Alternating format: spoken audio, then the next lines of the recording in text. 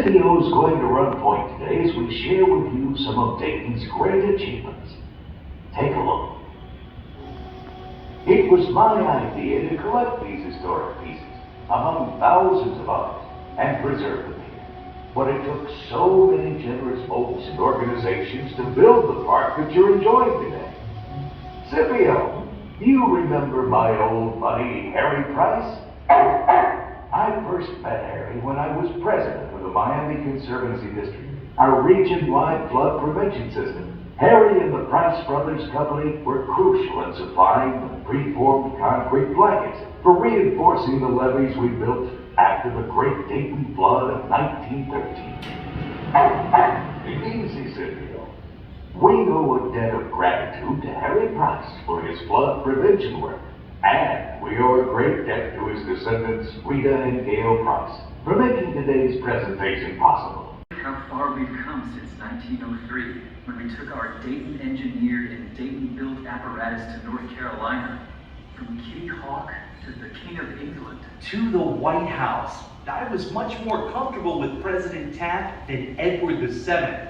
But now that that's over, The entire town is waiting to celebrate us.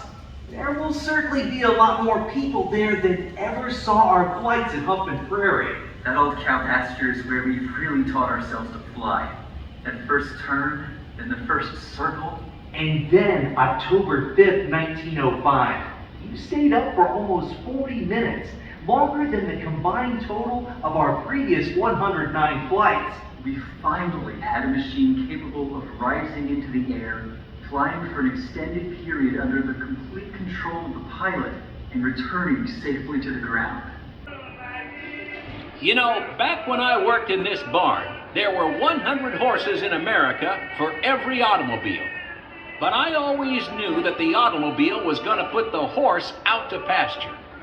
Automobiles could be cheaper to own and operate, more reliable, and cleaner, if we could just overcome a few problems with them. One of the biggest problems was that they were so difficult to start.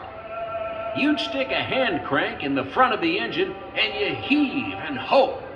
It was a dangerous thing to do. Back in '09, when Deeds went up to Detroit to speak with Cadillac's president, Henry Leland, Old Man Leland told him that in the previous year, 7 of his workmen had suffered broken arms from hand cranks that snapped back in the wrong direction. And those were injuries among people who were experts with engines. The crank really limited who could use a car. I recall that back in '08, the mayor of Cincinnati, Mark Wright I think his name was, even said that no woman was physically fit to operate an automobile. Well, all of that changed when we perfected our Delco self-starter, which made it possible for anyone to start a car.